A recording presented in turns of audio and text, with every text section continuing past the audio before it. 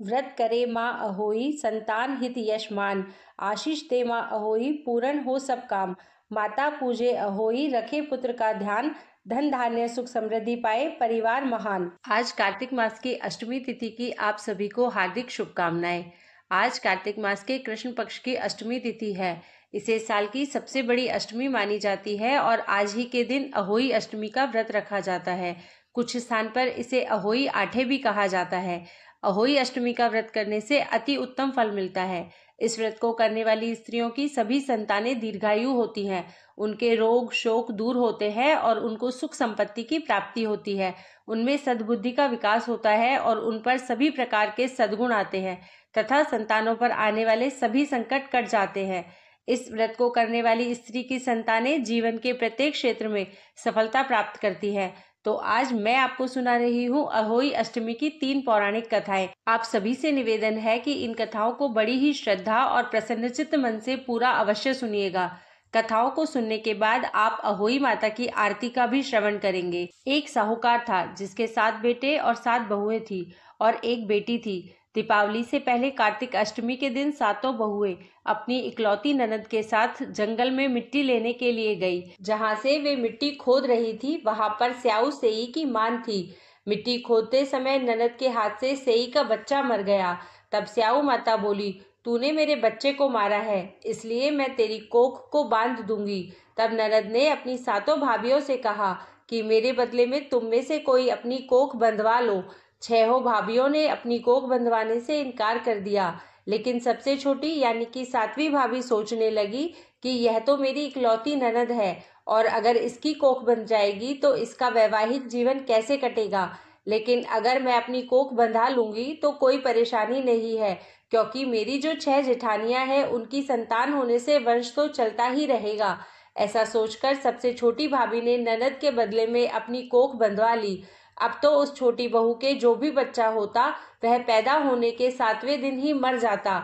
इससे दुखी होकर उसने एक ब्राह्मण को बुलाया और उनसे पूछा कि क्या इस समस्या का कोई समाधान है। तब ब्राह्मण ने बताया कि काली गाय स्याऊ माता की सहेली है, इसलिए तुम काली गाय की सेवा किया करो। तुम्हारी सेवा से प्रसन्न होकर जब काली गाय तुमसे वरदान मांगने को कहे तो तुम कहना कि हे गाय माता, तुम अपनी सहेली से कहकर मेरी कोख खुलवा दो। फिर जब तुम्हारी कोख खुल जाएगी तो तुम्हारा बच्चा जीवित रहेगा। बहू ने वैसा ही करने का निश्चय किया। इसके बाद से वह छोटी बहू प्रातःकाल ही उठकर चुपचाप काली गाय के नीचे सफाई आदि कर जाती और चारा पानी रख जाती। जब कई दिनों तक ऐसा ही चलता रहा तो एक दिन गाय ने सोचा कि आजकल कौन मेरी सेवा कर रहा है, सो अब मैं देखूंगी। ऐसा सोचकर अगले दिन गाय सुबह तड़के उठ गई और देखती है कि वह छोटी बहू उसकी सेवा कर रही है। गाय माता ने प्रसन्न होकर कहा कि हे बेटी, तुझे किस चीज की इच्छा है। तब छोटी बहू ने कहा, हे गौ माता, स्याऊ माता तुम्हारी सहेली है और उसने मेरी कोख बांध रखी है। तुम उनसे कहकर मेरी कोख को खुलवा दो। गाय माता ने कहा, ठीक है बेटी, ऐसा ही होगा। अब तो गाय माता उस छोटी बहू को साथ में लेकर अपनी सहेली से मिलने के लिए चली, लेकिन स्याऊ माता 7 समुंदर के पार रहती थी। रास्ते में कड़ी धूप पड़ रही थी, सो वे दोनों एक पेड़ के नीचे बैठ गई। उस पेड़ पर गरुड़ पक्षी का बच्चा बैठा था। थोड़ी देर में एक सांप आया और उस बच्चे को डसने लगा। तब उस छोटी बहू ने सांप को मारकर मिट्टी के नीचे दबा दिया और उसके बच्चों को बचा लिया। थोड़ी देर में उस बच्चे की माता गरुड़ आ गई तो वहां पर खून पड़ा हुआ देखकर उस छोटी बहू को चोंच मारने लगी। तब बहू ने कहा, मैंने तेरे बच्चे को नहीं मारा है, बल्कि एक सांप तेरे बच्चे को डसने के लिए यहाँ आया था। मैंने तो उस सांप को मारकर तेरे बच्चों की रक्षा की है। तब उस गरुड़नी ने कहा कि मैं तुमसे बहुत प्रसन्न हूँ, बोलो तुम क्या मांगती हो। बहू बोली कि 7 समुंदर पार स्याऊ माता रहती है, तुम हमें उनके पास पहुंचा दो। तब गरुड़नी ने उन दोनों को अपनी पीठ पर बैठा लिया और तेज गति से उड़कर उन्हें स्याऊ माता के पास में पहुंचा दिया।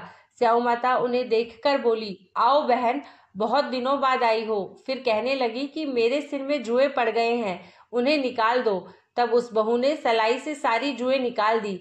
इस पर स्याऊ माता प्रसन्न होकर बोली कि तूने मेरे सिर में बहुत सलाई डाली है, इसलिए तेरे 7 बेटे और बहू होंगे। तब उस छोटी बहू ने कहा कि मेरे तो एक भी बेटा नहीं है, तो फिर 7 बेटे कहाँ से होंगे। इस पर स्याऊ माता बोली कि वचन दिया है, यदि वचन से फिरूं तो धोबी के कुंड पर कंक्रीट होऊं। तब बहू ने कहा, मेरी कोख तो तुम्हारे पास में बंधी पड़ी है। यह सुन स्याऊ माता बोली कि तूने मुझे ठग लिया। वैसे तो मैं तेरी कोख नहीं खोलती, लेकिन अब खोलनी पड़ेगी। जा, तुझे अपने घर पर 7 बेटे और 7 बहुएं मिलेंगी। तेरा घर परिवार सदा सुखी रहेगा। तू घर जाकर उजमन करना, 7 अहोई बनाकर 7 कढ़ाई करना। इससे तेरी संतान सदा सुखी रहेंगी और तरक्की करेंगी। फिर छोटी बहू स्याऊ माता को प्रणाम करके गाय माता के साथ में वापस आ गई। अपने घर पहुंचकर उसने देखा कि उसके 7 बेटे और 7 बहुएं बैठी हुई है। यह देखकर वह बहुत प्रसन्न हुई और 7 अहोई बनाई। फिर 7 प्रकार की कढ़ाई करके उजमन किया। रात के समय जेठानियां कहने लगी कि जल्दी से पूजा कर लो, यदि छोटी बहू हमें पूजा करते हुए देखेगी तो वह अपने बच्चों को याद करके रोने लगेगी। फिर थोड़ी देर बाद उन्होंने अपने बच्चों से कहा कि अपनी चाची के घर पर देख कर आओ कि आज वह अभी तक क्यों नहीं रोई। बच्चों ने जाकर देखा और लौटकर बताया कि चाची के घर तो खूब उजमन हो रहा है। यह सुनकर सभी जेठानियां दौड़ी दौड़ी उसके घर गई और पूछने लगी कि तूने अपनी कोख कैसे छुड़ाई और तेरे इतने बेटे बहू कैसे हुए। तब छोटी बहू ने बताया, उस समय तुमने तो अपनी कोख बंधाई नहीं थी, सो मैंने अपनी कोख बंधवा ली थी। तब मैंने गाय माता की सेवा की और उनके कहने से स्याऊ माता ने मेरी कोख खोल दी। उनके आशीर्वाद से ही मेरे इतने बेटे बहू हुए हैं। हे स्याऊ माता, आपने बहू को जैसा फल दिया वैसा ही सबको देना। आपने जिस प्रकार से बहू की कोख खोली उसी प्रकार से हमारी भी खोलना। इस कथा को कहने और सुनने वालों की कोख खोलना, सारे परिवार की कोख खोलना, हम सबकी संतानों को सद्बुद्धि देना, हमारी संतानों को सभी प्रकार की विद्या और धन प्रदान करना, हमारी संतान को सुख समृद्धि प्रदान करना। बोलिए स्याऊ माता की जय। अब आइए श्रवण करते हैं अहोई अष्टमी की दूसरी कथा, जिसे सुनने मात्र से संतान को लंबी आयु प्राप्त होती है। बहुत समय पहले एक नगर में चंद्रभान नामक साहूकार रहता था। उसकी पत्नी चंद्रिका बहुत सुंदर, सर्वगुण संपन्न, सती, साध्वी, चरित्रवान तथा बुद्धिमान थी। उसके कई पुत्र पुत्रियां हुए, परंतु वे सभी बाल्यावस्था में ही परलोक सिधार चुके थे। दोनों पति पत्नी संतान जीवित न रहने से व्यथित रहते थे। वे दोनों प्रतिदिन मन में सोचते कि हमारे मर जाने के बाद इस धन संपदा को कौन संभालेगा। एक बार उन दोनों ने निश्चय किया कि वनवास लेकर शेष जीवन प्रभु भक्ति में व्यतीत करें। इस प्रकार वे दोनों अपना घर बार त्याग कर वन की ओर चल दिए। रास्ते में जब थक जाते तो रुककर थोड़ा विश्राम कर लेते और फिर चल पड़ते। इस प्रकार धीरे धीरे वे बद्रिका आश्रम के निकट शीतल कुंड में जा पहुंचे। वहां पहुंचकर दोनों ने निराहार रहकर प्राण त्यागने का निश्चय कर लिया। इस प्रकार निराहार व निर्जल रहते हुए उन्हें 7 दिन हो गए तो आकाशवाणी हुई कि तुम दोनों प्राणी अपने प्राण मत त्यागो। यह सब दुख तुम्हें तुम्हारे पूर्व पापों के कारण भोगना पड़ा है। यदि तुम्हारी पत्नी कार्तिक मास के कृष्ण पक्ष में आने वाली अहोई अष्टमी को अहोई माता का व्रत और पूजन करे तो अहोई देवी प्रसन्न होकर साक्षात दर्शन देंगी। तुम उनसे दीर्घायु पुत्रों का वरदान मांग लेना। व्रत के दिन तुम राधा कुंड में स्नान करना।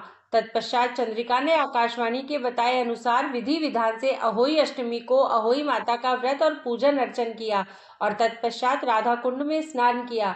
जब वे स्नान इत्यादि के बाद घर पहुंचे तो उस दंपत्ति को अहोई माता ने साक्षात दर्शन देकर वर मांगने को कहा।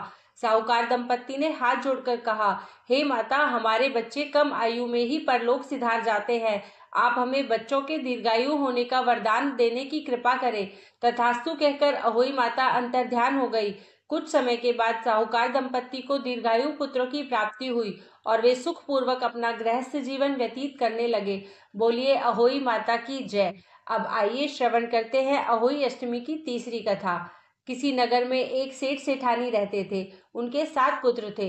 एक दिन साहूकार की पत्नी खदान में से खोदकर मिट्टी लाने के लिए गई। जैसे ही उसने मिट्टी खोदने के लिए कुदाल चलाई, वैसे ही उसमें रह रहे स्याऊ के बच्चे प्रहार से आहत होकर मृत्यु हो गए। जब साहूकार की पत्नी ने स्याऊ को रक्त रंजित देखा तो उसे बच्चों के मर जाने का अत्यधिक दुख हुआ, परंतु जो कुछ होना था वह हो चुका था। यह भूल उससे अनजाने में ही हो गई थी। अतः दुखी मन से वह घर लौट आई। पश्चाताप के कारण वह मिट्टी भी नहीं लाई। इसके बाद स्याहू जब घर में आई तो उसने अपने बच्चों को मृत अवस्था में पाया। वह दुखी मन से अत्यंत विलाप करने लगी। उसने ईश्वर से प्रार्थना की कि जिसने मेरे बच्चों को मारा है उसे भी पुत्र शोक का दुख भोगना पड़ेगा। इधर स्याहू के श्राप से 1 वर्ष के अंदर ही सेठानी के 7 पुत्र मृत्यु को प्राप्त हो गए। इस प्रकार की दुखद घटना देखकर सेठ सेठानी अत्यंत शोकाकुल हो उठे। उस दंपत्ति ने किसी तीर्थ स्थान पर जाकर अपने प्राणों का विसर्जन कर देने का मन में संकल्प कर लिया। मन में ऐसा निश्चय कर सेठ सेठानी घर से पैदल ही तीर्थ की ओर चल पड़े। उन दोनों के शरीर में जब तक जान थी तब तक वे बराबर आगे बढ़ते रहे। जब वे चलने में बिल्कुल असमर्थ हो गए तो रास्ते में ही मूर्छित होकर भूमि पर गिर पड़े। उन दोनों की इस दयनीय दशा को देखकर करुणानिधि भगवान उन पर दयाद्र हो गए और आकाशवाणी की कि हे सेठ, तेरी सेठानी ने मिट्टी खोदते समय अनजाने में ही स्याहू के बच्चों को मार डाला था, इसलिए तुझे भी अपने बच्चों का कष्ट सहना पड़ा। भगवान ने आज्ञा दी, अब तुम दोनों अपने घर जाकर गाय की सेवा करो और अहोई अष्टमी आने पर विधि विधान से प्रेम पूर्वक से अहोई माता की पूजा करो। सभी जीवों पर दया भाव रखो, किसी का अहित न करो। यदि तुम मेरे कहने के अनुसार आचरण करोगे तो तुम्हें संतान सुख प्राप्त हो जाएगा। इस आकाशवाणी को सुन सेठ सेठानी को कुछ धैर्य हुआ और वे दोनों भगवती का स्मरण करते हुए अपने घर को प्रस्थान किए। घर पहुंचकर उन दोनों ने आकाशवाणी के अनुसार कार्य करना प्रारंभ कर दिया। इसके साथ ईर्ष्या द्वेष की भावना से रहित होकर सभी प्राणियों पर करुणा का भाव रखना प्रारंभ कर दिया। भगवत कृपा से सेठ सेठानी पुनः पुत्रवान होकर सभी सुखों का भोग करने लगे और अंतकाल में स्वर्गगामी हुए।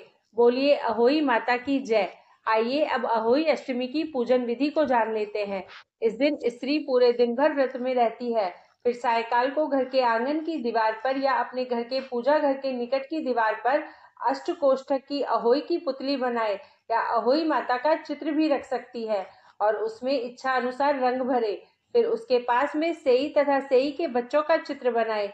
फिर सूर्यास्त के बाद में आसमान में तारे दिखने पर वहां की धरती को साफ पानी से धोकर वहां पर आटे से चौक पूर ले और उस पर लकड़ी का एक पटरा रख दे। फिर एक लोटे पर रोली से स्वास्तिक बना ले और उसमें पानी भरकर उसे पटरे पर रख दे और उस पर एक ढक्कन जरूर ढक दे। एक कटोरी में हलवा तथा श्रद्धा अनुसार रुपये रखे। फिर रोली, चावल, हलवा आदि से अहोई माता का पूजन करे। मौसम के अनुसार सब्जियां और फल भी रखे जा सकते हैं। इसके बाद में सभी महिलाएं अपने हाथ में गेहूं के 7-7 दाने ले। फिर कोई एक महिला व्रत की कथा को पढ़े अथवा अन्य महिलाएं शांति पूर्वक सुने। फिर अंत में सभी मिलकर अहोई माता की जय बोलकर जयकारा लगाए और हाथ में लिए हुए गेहूं के दानों को पक्षियों को चुगने के लिए डाल दें। इसके बाद में आसमान में तारों या चंद्रमा को अर्घ्य अवश्य दें। घर में तुलसी का पौधा लगा हुआ हो तो उसमें भी जल चढ़ा सकते हैं। फिर कटोरी में रखा हुआ हलवा और रुपये अपनी सास को या किसी भी सुहागिन स्त्री को दे। इसे बायना देना कहते हैं और उनके पांव छूकर उनसे आशीर्वाद ले। अहोई अष्टमी की पूजा में आपने जिस कलश में जल भरकर रखा था उसी जल से दीपावली के दिन सभी लोगों को स्नान करना चाहिए। आइए अब अहोई अष्टमी के दिन सुनी जाने वाली एक और बहुत सुंदर सी कथा कहते हैं। पौराणिक कथाओं के अनुसार राधा माता गौलोक में श्री कृष्ण जी के साथ निवास करती थी। एक बार देवी राधा गोलोक से कहीं बाहर गई। जब वापस आई तो देखा कि कृष्ण भगवान गोलोक में नहीं है। उस समय भगवान श्री कृष्ण अपनी एक सखी विराजा के साथ गोलोक में घूम रहे थे। यह बात जब राधा जी को मालूम हुई तो उन्हें गुस्सा आया और वे सीधे उनके पास पहुंच गई। वहां पहुंचकर उन्होंने भगवान श्री कृष्ण को काफी भला बुरा कहा। राधा जी का यह व्यवहार भगवान श्री कृष्ण के मित्र श्रीदामा को बुरा लगा और उन्होंने राधा जी को पृथ्वी पर जन्म लेने का श्राप दे दिया। राधा रानी को इतने गुस्से में देखकर कृष्ण भगवान की सखी विराजा भी वहां से चली गई। इस श्राप के बाद राधा ने बदले में श्रीदामा को श्राप देते हुए राक्षस कुल में जन्म लेने का श्राप दे दिया। राधा रानी को दिए गए श्राप के कारण ही श्रीदामा का जन्म शंखचूर्ण दानव के रूप में हुआ था। दानव कुल में जन्म लेने के बाद भी भगवान विष्णु का वह अनन्य भक्त हुआ। वहीं दूसरी ओर राधा रानी ने भी पृथ्वी पर वृषभानु के घर पुत्री के रूप में जन्म लिया, लेकिन राधा रानी वृषभानु जी की पत्नी देवी कीर्ति के गर्भ से नहीं जन्मी थी। दरअसल जिस समय श्रीदामा और राधा रानी ने एक दूसरे को श्राप दिया तब भगवान श्री कृष्ण जी ने राधा रानी से कहा कि आपको पृथ्वी पर देवी कीर्ति और वृषभानु जी की पुत्री के रूप में रहना है। इसके आगे भगवान श्री कृष्ण ने राधा रानी से कहा कि जब आप विवाह के योग्य हो जाएंगी तो आपका विवाह मनुष्य के अवतार में रायण नामक वैश्य से होगा। हालांकि वह भी मेरे अंश अवतारों में से ही एक होगा। आप धरती पर भी मेरी प्रियतम बनकर ही रहेंगी, परंतु हम दोनों को वहां बिछड़ने का दुख सहना होगा। हे राधा रानी, अब आप धरती पर जन्म लेने की तैयारी करें। सांसारिक दृष्टि से देवी कीर्ति गर्भवती हुई और उन्हें प्रसव भी हुआ, लेकिन देवी कीर्ति के गर्भ में योग माया की प्रेरणा से वायु का प्रवेश हुआ और उन्होंने वायु को ही जन्म दिया। जब वह प्रसव पीड़ा से गुजर रही थी, उसी समय महादेवी राधा रानी एक प्यारी सी कन्या के रूप में प्रकट हो गई। जिस दिन राधा रानी प्रकट हुई वह भाद्रपद शुक्ल पक्ष की अष्टमी का दिन था, इसलिए भाद्रपद शुक्ल पक्ष अष्टमी को राधा रानी अष्टमी के रूप में जाना जाता है। इस दिन भगवान श्री कृष्ण और राधा रानी की पूजा की जाती है। इस व्रत को करने से हमें सभी सांसारिक सुख आनंद प्राप्त होते हैं। मान्यता के अनुसार इस व्रत को करने से धन की कभी कमी नहीं होती और घर में बरकत बनी रहती है। जय अहोई माता की।